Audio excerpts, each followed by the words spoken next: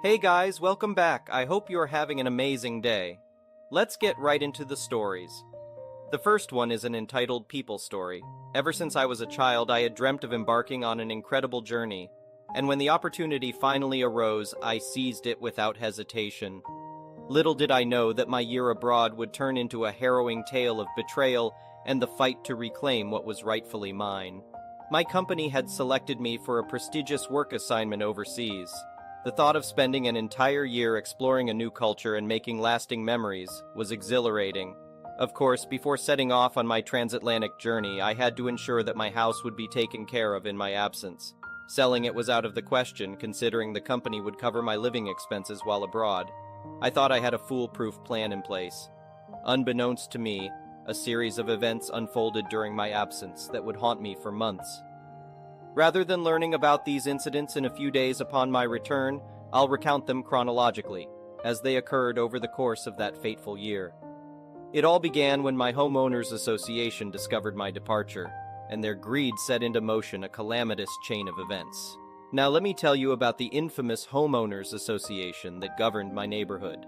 They were notorious for their overbearing regulations, from the length of grass to the precise placement of mailboxes. To avoid unnecessary conflict, I obediently followed their rules, striving to keep the peace. In my absence, the person I had hired to maintain my lawn decided that since I couldn't physically inspect the property, his services were no longer necessary on a regular basis. This devious scheme involved neglecting the lawn for several months, only to tend to it shortly before my return, in an attempt to secure payment for an entire year's worth of work. This landscaper's cunning manipulation could be the subject of a separate tale. With my lawn left unattended, the homeowners association went berserk and bombarded me with a barrage of fines, hoping to exploit my absence. Their motive remained a mystery, and their attempts to contact me through futile means grew increasingly bizarre. When I finally arrived home, I was met with chaos, realizing I had to collect my mail from the local post office. The situation had spiraled out of control. Imagine my shock as I stepped out of the cab, eager to unlock my front door, only to discover that my keys no longer worked. To make matters worse, a for sale sign adorned my once beloved lawn. The midnight hour offered no solace, leaving me stranded and at a loss for what to do. Fortunately, a friend of mine, who happened to be awake, provided me refuge on his couch until I could gather my wits and devise a plan.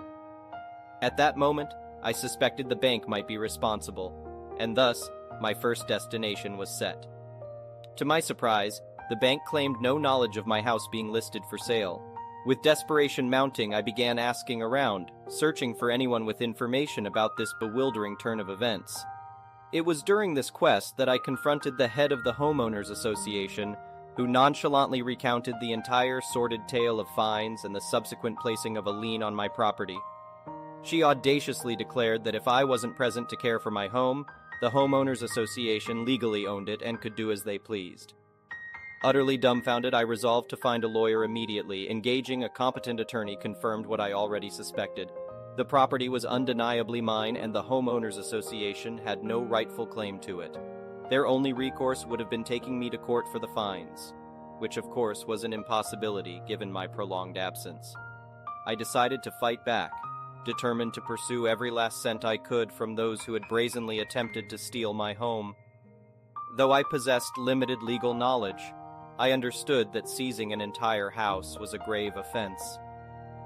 Throughout this tumultuous period, my steadfast friend provided unwavering support, offering me a place to stay and easing my burdens with his unwavering friendship. From that point forward, every taco he ever ate would be my treat, a small token of gratitude for his kindness during my darkest hours. Finally, the day arrived when we presented our case before a judge. Armed with extensive documentation that proved my consistent mortgage payments and my complete obliviousness to the unfolding disaster until I returned home to discover my sanctuary up for sale. Judging by the judge's facial expressions, I sensed a shared outrage, albeit veiled behind a professional demeanor. The homeowners association's attorney attempted to justify their actions by claiming they acted in the neighborhood's best interests, asserting that an unattended property could be assumed abandoned and sold. However, no one bought their far-fetched story. In the end, justice prevailed. The homeowners association was ordered to repay every cent of my mortgage payments, compensating me for the pain and suffering I endured, as well as covering my moving expenses. Furthermore, every fine they had unjustly imposed was dismissed. The homeowners association faced a staggering loss of $475,000, and although they still existed in name, their influence dwindled as the funds evaporated. Once personal profit ceased to be an incentive, the so-called very concerned citizens suddenly lost interest. The next one is a pro-revenge story. This is a story about being a good neighbor, an homeowners association that actually isn't evil, and a towing company that is. This literally just concluded moments ago. I live in a little gated community with townhomes and stuff and an homeowners association. Nothing super fancy by any means, just a quiet little neighborhood. The way it works with parking and the crux of this story is that every resident has 2 spots assigned to their unit, and they're yours to do with as you see fit. Use them, leave them empty, let your neighbor use them, let guests use them, park straddling both spots, who cares? They're yours. It's been this way for many years with nary an issue. We have a towing company contracted to the homeowners association. Now our tow company is only here to be called at a residence or homeowners association. Direct request to remove an unauthorized vehicle from their spot. The parking is numbered, but just to identify the spots saved for residents. Everyone gets 2, as we don't have any numbered, assigned window stickers or anything that serious. The towing contract is rarely used, and really even then just as a last resort. We usually just talk to each other like good neighbors do if we have a parking or other issue. So I get home this evening and right behind me comes a tow truck, the kind they use for stealth pulls where they lift up one axle and roll you down the road about 20 seconds after arrival. As I get out of my car, I see them pulling a neighbor's car who always parks diagonally in their 2 spots, due to a tight configuration and a corner spot, making it difficult to navigate even small cars in and out while parking within the lines. Now again, it's their spots, so who cares? Literally nobody, that's who. I couldn't shake the feeling that something was off. You see, the couple that owns the car is a sweet little couple in their 60s, semi-retired, and generally just nice, quiet people. It didn't seem likely to me that their car was being repossessed, and something about the tow truck driver and his either spotter or manager, some random dude in an F-150 following him around on a radio, just made me feel odd. Usually I'm a pretty non-confrontational person, but something about the whole situation made me act in an uncharacteristically assertive manner, and so I flagged down the driver as he was beginning to leave with the resident's car. I'll be G, he'll be TT for tow truck. G. Hey, are you pulling a repo or a resident out of their own spot? TT. I'm pulling a resident for parking in 2 spots. G. That's bullcrap, I've lived here a decade, and that's never been a thing. TT. Yeah, well, it's in the contract. You should try reading it. G. No, I've literally talked to the homeowners association about exactly this, and they have confirmed what you're towing them for is explicitly not a towable thing unless the resident themselves called it in, and I doubt they asked you to tow their own car. TT. Well, you should talk to them then, because I'm leaving with it. G. Cool, see you in an hour. So, in comes the malicious compliance revenge. In a stroke of righteous karma, the homeowners association rep, who is responsible for the tow company contract of our complex, got home less than 5 minutes after the tow truck left, and I was out walking my dogs. I walked up to him, exchanged the usual pleasantries, and relayed the situation as well as the fact that they had tagged at least 3 other vehicles in the immediate vicinity for future tows. He simply let out an exasperated, "Ugh, crap," and said he would get on it. I then knocked on the neighbor's door whose car got towed and informed them of the situation as it stood, suggesting they also contact the homeowners association rep up the hill. They did so accordingly, and he confirmed that he was already in the process of handling it. We stood out front and chatted for a bit, and he went inside. I retreated to my front porch and waited for what I knew was coming. 20 minutes later, as I leaned against the wall out front, I heard the jingle-jangle of victory coming back into the complex. The tow truck drops the car diagonally in both spots just as he found it, with a scowl on his face. As he leaves, we make eye contact. I grin. He gives me the finger as he leaves. I smile because he knows I won. The neighbor whose car was again parked came outside shortly thereafter, and we chatted again briefly. The homeowners association rep, whose swift action ensured their car was back in the spot exactly 1 hour from the time it was towed, came down to where we were chatting and apologized for the issue, saying that the towing company has given them other problems recently, and that with this he would be moving at next month's board meeting to contract with a new company as of January 1st, one that actually abides by what we pay them to do, which definitely isn't towing ourselves. In closing, be the good neighbor Mr. Rogers taught you to be. The next one is a petty revenge story. I had an investment account at my bank that I set up in order to save for my kids' college and used it to pay tuition. About 2 years after the last one graduated, I realized that I'd been getting a monthly statement for the account, even though it only had $280 in it. So I went to the bank to close it out and have the $280 transferred to my checking account. They sent me to an investment specialist in a small office off to the side since customer service people can't do anything with investment accounts. I want to state that the person I sat down with was doing his job, and he had rules and procedures to follow. He started out nice and friendly. When he asked why I wanted to close the account, I explained to him that I was getting monthly statements. It was costing the bank money, etc. However, he told me there would be a $135 fee to close out the account. I asked if it could be waived since it was half the value of the account.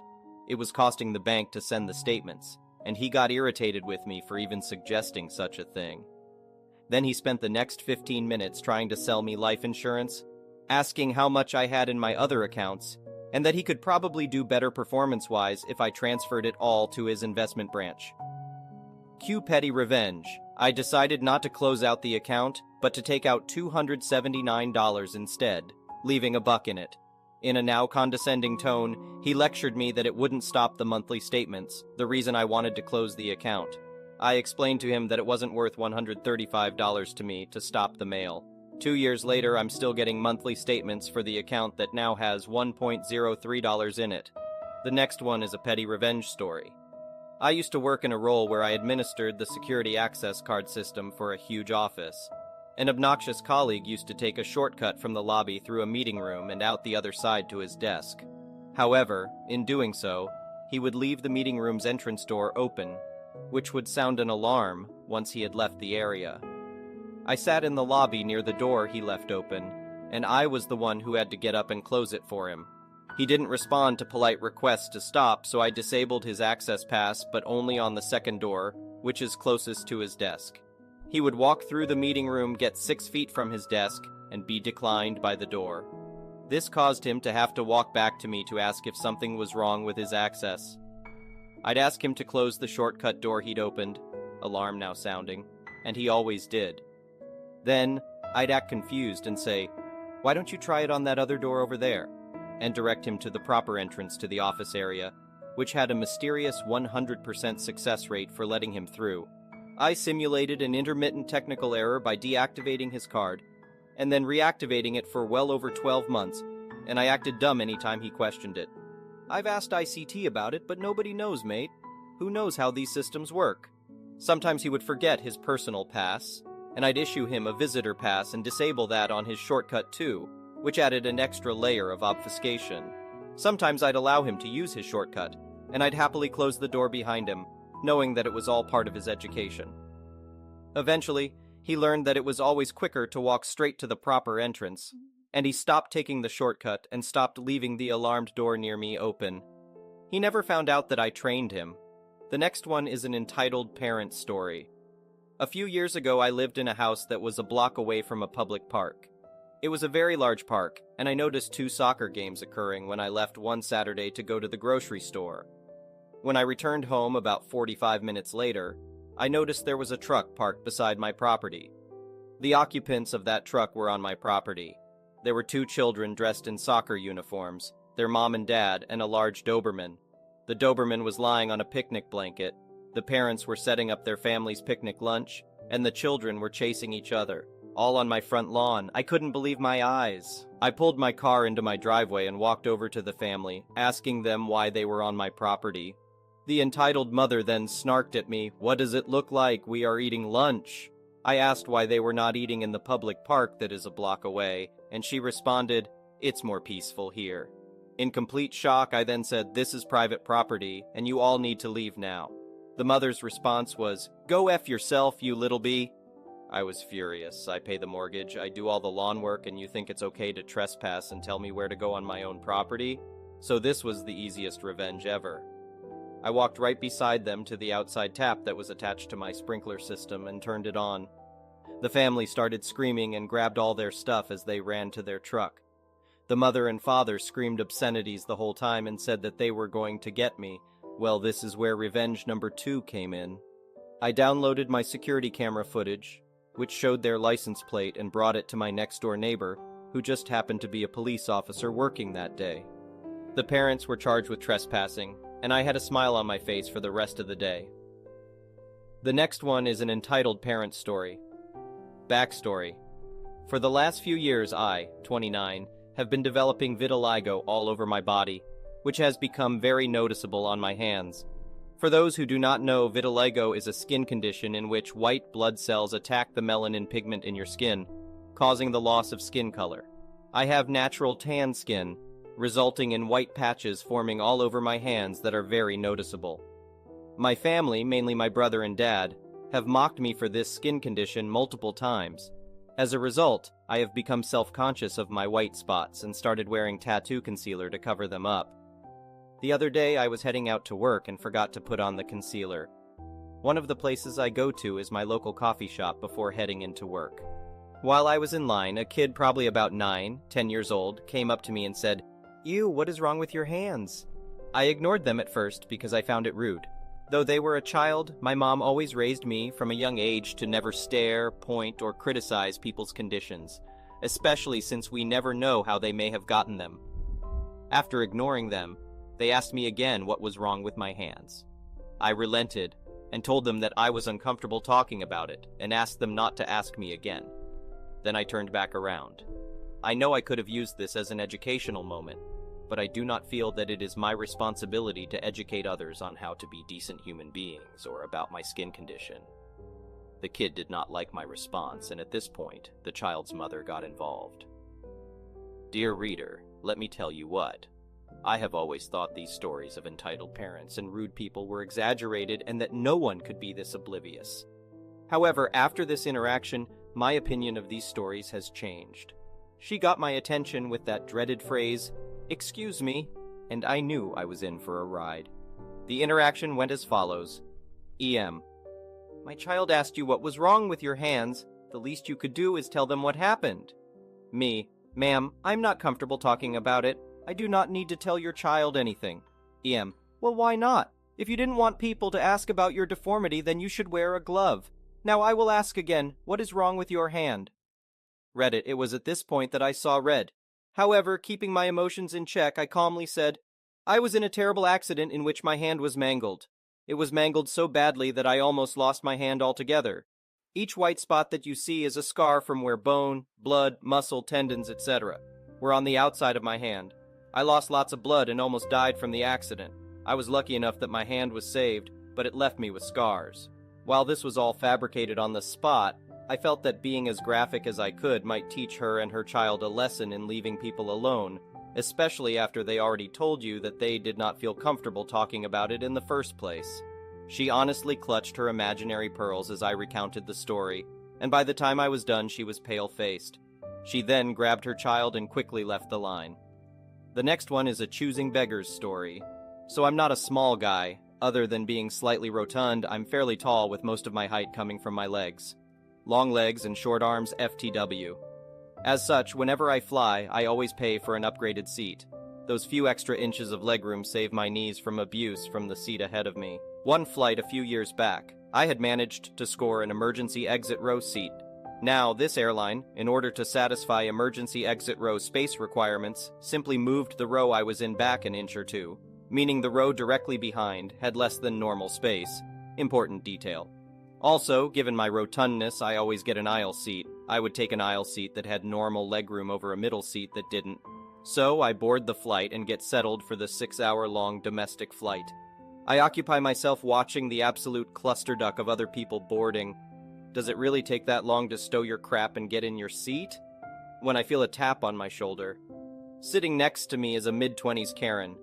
Karen asks me, would you mind switching seats with my BF so we can sit together?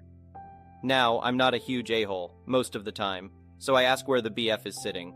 Turns out he has the middle seat in the row behind us. Remember, it has less space than normal. I politely explained to Karen that there is no way I can deal with being in a middle seat for 6 hours after I explicitly paid for my upgraded seat. Now, all of this doesn't make this Karen a CB, but what does is her reaction. She proceeds to spend the next 20 minutes, all before we finally take off, trying to subtly guilt me into switching. She starts huffing and whining, turns around every few minutes to her BF and cries, "This is going to be the worst flight ever, Luckily, I'm immune to guilt. I know that all of this was just an act because the moment we took off and I could focus on my tablet, and she realized I wasn't paying her a lick of attention, she was immediately fine. The next one is a choosing beggars story. I work at a locally owned Mexican restaurant. The owners are two of the most kind, compassionate, and selfless people I've ever met. The reader board outside of the restaurant reads as follows: "Hungry? No money? We will feed you." And they mean it. If you are hungry and have no money, you can eat for free. There are a couple of exceptions to this. 1. There is a limited menu available. 2. It must be to go.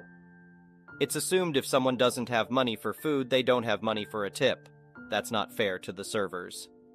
Last week, a family of 4 came in saying they saw the sign and would like to order food. I gave them the limited menu to choose from. This is the conversation we had. CB: I don't see fajitas on here. I want shrimp fajitas. Me: the only free options available are what's on that menu, sir. CB: well, that's unfortunate. I don't like these options. Can you ask your boss if I can get fajitas? I had to text my boss. Surprise, surprise, he said no. Me: I'm sorry, he said he cannot do fajitas for free. He then rolled his eyes and looked at the menu again. CB: you guys need to expand the options on this menu, but I guess I'll take this, this, and this. I rang their order in and said I would bring it out to them when it's ready. CB: we want to eat here. We need a table. Me: I'm sorry, we only do to-go orders on the free items. CB: that's not going to work for us. We want to eat here. Me: I'm sorry, but our policy is if you order off the free menu, you can only take it. Then this guy has the nerve to cut me off by raising his hand up in the air. He then herds his family to the closest booth and sits down. I follow and explain the policy again. I told them if they want to dine in, that's fine. I would cancel their free order and they can pay for their food. This got them out of the booth. The guy then demanded he speak to the owner. I again tell him he's not available. I give him a business card instead. He actually says thanks for nothing after I hand him $50 worth of free food. This individual actually left us a 1-star review on Yelp. The nerve of some people astonishes me. Thank you for watching. I would really appreciate it if you could like the video and subscribe to our channel if you haven't already. We'll see you again tomorrow.